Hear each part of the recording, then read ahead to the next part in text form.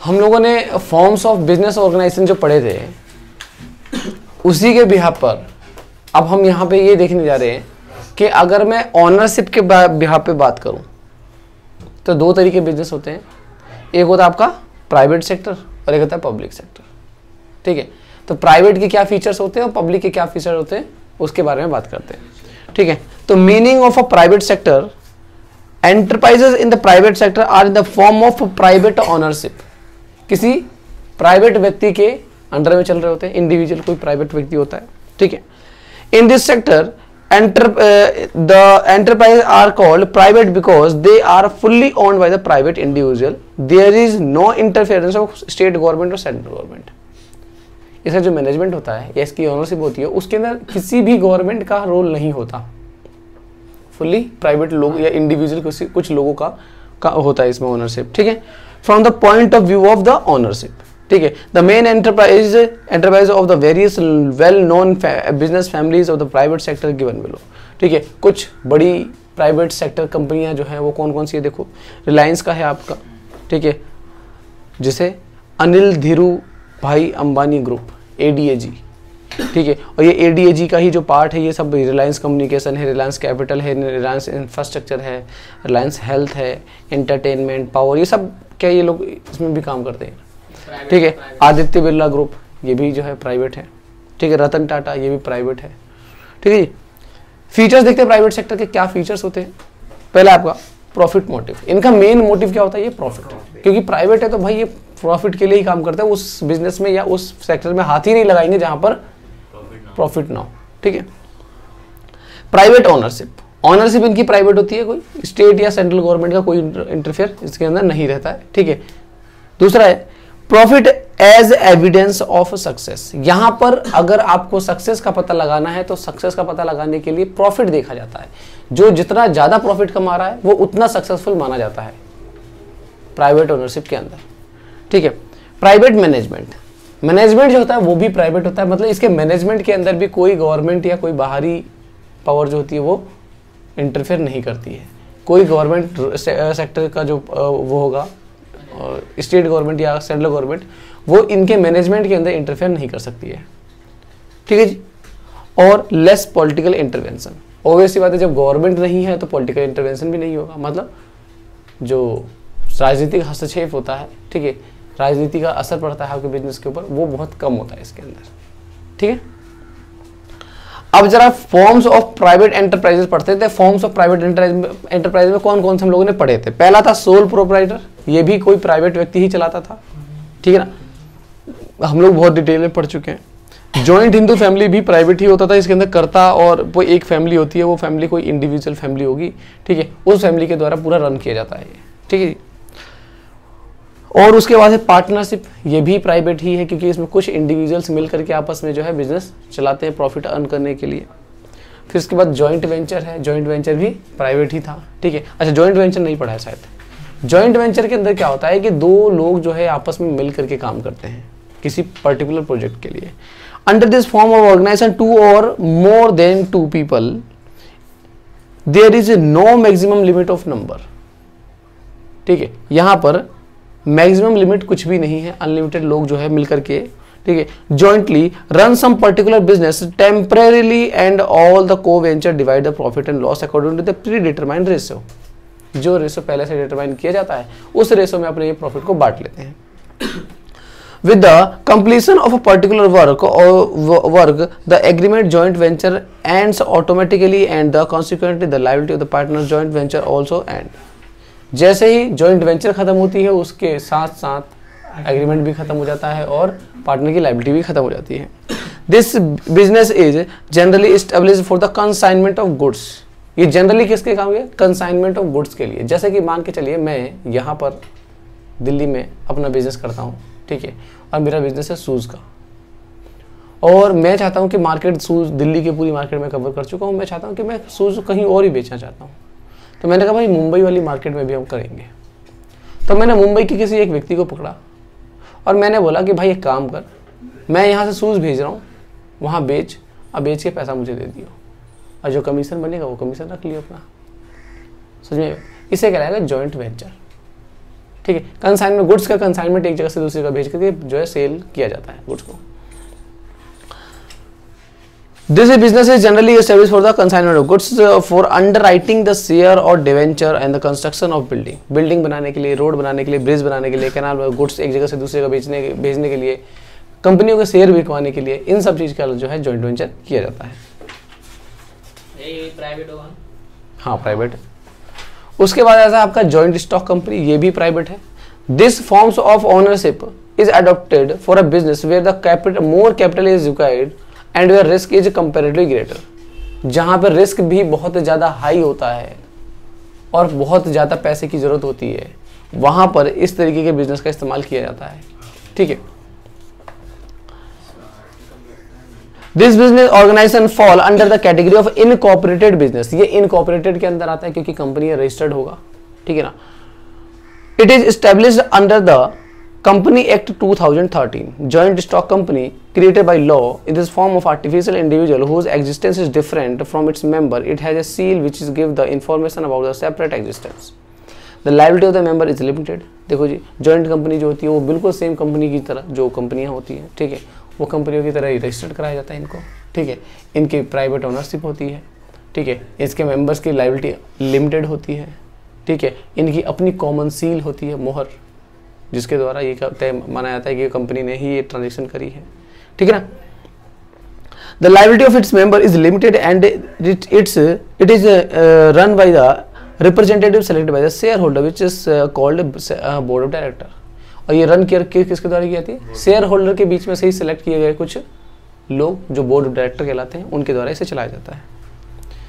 Next है आपका cooperative enterprise. अब ये कोऑपरेटिव एंटरप्राइज कौन सा है? Cooperative societies are in the forms of a voluntary association which come into the existence with the purpose of service their member. अपने ही members की सहायता करने के लिए, अपने members को सर्विसेज देने के लिए जो है ये बिजनेस स्टार्ट किए जाते हैं। जो ये तो हम लोगों ने पढ़ लिया था, कोऑपरेटिव एंटरप्राइजेस। ठीक है ना। तो ये 6 पॉइंट हो गए हमारे किसके? प्राइवेट एंटरप्राइजेस के। ठीक है, ये प्राइवेट एंटरप्राइजेस बहुत डिटेल में हम लोग पढ़ चुके हैं पहले। अब आ जाते हैं हम लोग पब्लिक एंटरप्राइजेस। ऐसी एंटरप्राइजेज जहां पर गवर्नमेंट के शेयर्स होते हैं या गवर्नमेंट ने खुद उस बिजनेस को स्टार्ट किया हुआ होता है। ठीक है, वो क्या कहलाते हैं? पब्लिक एंटरप्राइज कहलाते हैं। It refer to the sector of business consisting of business owned by the state. या तो स्टेट गवर्नमेंट के अंडर में चल रहा होगा या सेंट्रल गवर्नमेंट के अंडर में चल रहा होगा। ठीक है जी। Meaning of public enterprises. Public or government enterprises mean those enterprises which are established by the government and whose ownership and management are also hands of government। जो established गवर्नमेंट के द्वारा किए गए हैं और उसको मैनेज भी गवर्नमेंट के द्वारा ही किया जाता है। ठीक है। These enterprises are either entirely owned by the government or the maximum shareholder lies with it। या तो पूरे 100% शेयर गवर्नमेंट के हैं या फिर मैक्सिमम 51% से ज्यादा। भाई 50% का मतलब क्या हो गया? 50% का मतलब आधा आधा हो गया। पर अगर जिसके 51% होंगे वो तो ज्यादा हो गया, तो 51% शेयर जो है किसके? गवर्नमेंट के। ठीक है। कुछ गवर्नमेंट के एंटरप्राइजेस देख लेते हैं हम लोग। ठीक है, एंड्री यूल कंपनी लिमिटेड है, भारत इलेक्ट्रॉनिक लिमिटेड।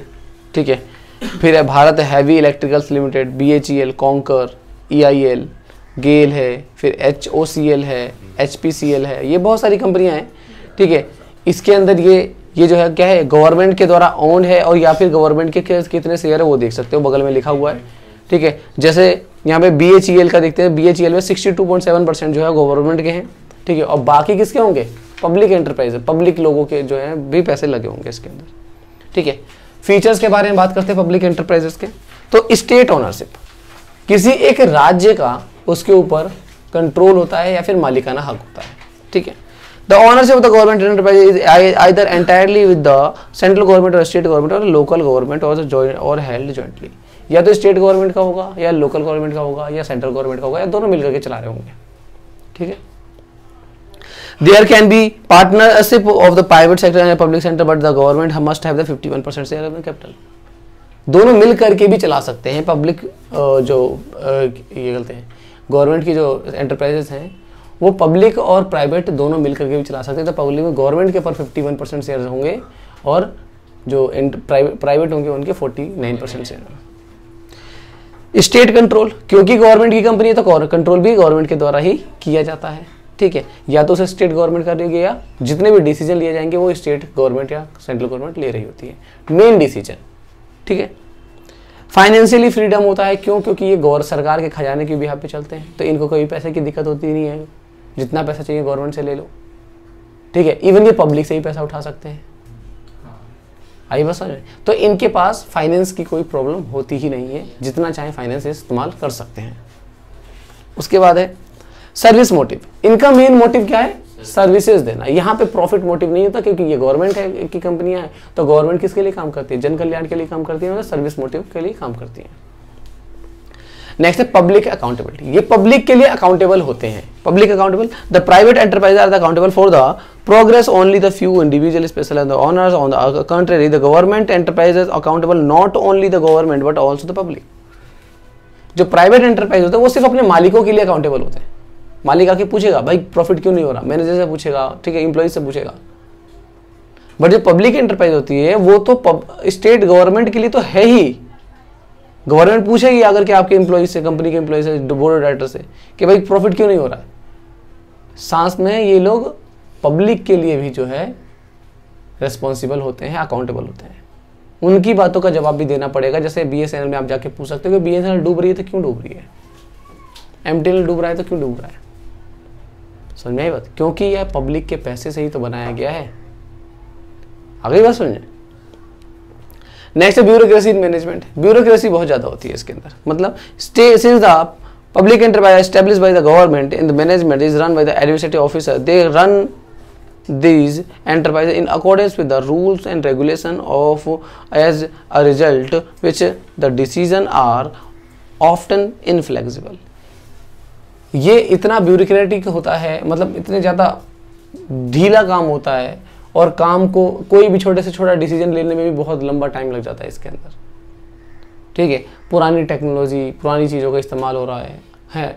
अगर किसी को चेंजेस करने भी हैं तो चेंज करने में बहुत टाइम लग रहा है, गवर्नमेंट से परमिशन लेनी पड़ेगी कोई काम करना है तो, ठीक है। हर चीज़ जो है वो स्लो फॉर्म में चल रही होती है, ठीक है जी। और अगर एक बार रूल बना भी दिया गया तो उसे चेंज करना बड़ा मुश्किल है, क्योंकि चेंज करने का जो नियम है वो बहुत मुश्किल है और वो नियम ना फॉलो हो पाते हैं, ना वो रूल जल्दी चेंज हो पाता है। नेक्स्ट आपका harmonious industrial relation. The attitude of public enterprises is more liberal comparison with the that of the businessman in the private enterprise. The enterprise adopt the policy which are beneficial for the employ, consumer, ultimately entire and the society. जरा देखो जी, कह रहा है कि harmonious industrial relation, industries के अंदर जो harmonious relation जो है वो हार्मोनियस मतलब अच्छा बनाता है रिलेशन। किस तरीके से? जो पब्लिक एंटरप्राइजेस का जो मालिक होगा ना, वो कभी भी पैसे के लिए कोई ये नहीं करेगा कि कुछ गलत कर दे, क्योंकि वो तो सोशल वर्कर है, समाज कल्याण के लिए काम कर रहे हैं पब्लिक एंटरप्राइजेस, ठीक है। तो यहाँ पर ज़्यादातर क्या देखा जाता है, कस्टमर का भी फायदा होना चाहिए, गवर्नमेंट का भी फायदा होना चाहिए, जल कल्याण भी होना चाहिए, एम्प्लॉय जो है उनका ही फायदा होना चाहिए। हर किसी को जो है वे खुशी रख करके चलते हैं, क्योंकि इनका काम ही क्या है, जनता का कल्याण करना। और उसी देश में हो जिस जनता को आपका कल्याण करना है, सोशल वेलफेयर करना है, ठीक है जी। तो यहाँ पे जो है इंडस्ट्रियल रिलेशन जो है वो हार्मोनियस बना रहता है। Useful for the all the sector, ये सभी सेक्टर्स में काम कर सकते हैं, किसी भी सेक्टर में काम कर सकते हैं। जबकि प्राइवेट सेक्टर जो होता है वो सिर्फ और सिर्फ उन सेक्टर में काम करता है जहां पे प्रॉफिट अर्निंग ज्यादा है, ठीक है। जबकि ये उन सेक्टर में भी हाथ लगाता है जहां पर प्रॉफिट नहीं है पर जनता का कल्याण बहुत ज्यादा है।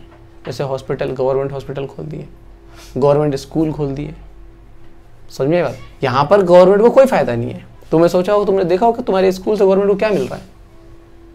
कुछ भी नहीं मिल रहा। ऊपर से वो और दे रही है आपको, बच्चों को हर साल पैसे देती है पढ़ाई करने के लिए, है ना। स्कूल ड्रेस, कॉपी किताब के लिए पैसे दिए जाते हैं। टीचर जो आ रहे हैं उनको भी इतनी महंगी महंगी सैलरी दी जा रही है, बहुत ज़्यादा, है ना। मतलब क्या है, गवर्नमेंट को कुछ मिल नहीं रहा है, पर फिर भी गवर्नमेंट ने उस सेक्टर में बहुत बड़े लेवल पे जो है काम किया हुआ है। आई बात समझ। तो ये जो है हर फील्ड में जो है ये काम करने के लिए तैयार हो जाते हैं। इनको इससे मतलब नहीं है कि प्रॉफिट होगा या नहीं होगा। मोनोपोली इन फ्यू सेक्टर, कुछ सेक्टर्स में इनकी अपनी मोनोपोली है। ठीक है, जैसे आपको पता होगा कि डिफेंस के इक्विपमेंट बनाने के लिए गवर्नमेंट के ही होते हैं, केमिकल्स बनाने के लिए, पानी के बड़े बड़े जहाज बनाने के लिए, ये जो है इनके पास मोनोपोली है, आप नहीं कर सकते ये काम। गवर्नमेंट ने कहा कि नहीं ये काम हम ही करेंगे सिर्फ, ठीक है। सेना के लिए तोप बनानी है, सेना के लिए बुलेट प्रूफ जैकेट बनाने हैं, सेना के लिए शूज़ बनाने हैं, सेना की ड्रेसेस बनानी है, गन्स बनानी है, ये गवर्नमेंट ने अपने लिए रखा हुआ है। केमिकल्स बनाने हैं, गवर्नमेंट ने अपने लिए रखा है। कुछ राज्यों में बिजली बनाना भी गवर्नमेंट ने अपने लिए रखा है, कहीं कहीं पे प्राइवेटाइज कर दिया गया इसे भी, जैसे दिल्ली की बिजली BSES बना रही है। आई बस में तो कुछ मोनोपोली का मतलब होता है एकाधिकार, मतलब कि एक अपने लिए अधिकार रख लिया है कि सिर्फ हम ही करेंगे इस काम को। तो गवर्नमेंट ने कुछ सेक्टर ऐसे बचा के अभी भी रखे हुए हैं, जैसे नशीली चीजें बनाना, दारू के ठेके या दारू बनाने का काम, तो गवर्नमेंट के ठेके होते हैं। आई बात समझ? तो ऐसी चीज़ों पे जो है गवर्नमेंट कुछ सेक्टर जो है अपने लिए रिजर्व करके रखे हुए हैं कि ये इस पे हमारी मोनोपोली है, सिर्फ हम ही काम करेंगे, कोई प्राइवेट व्यक्ति काम नहीं कर सकता है। ठीक है।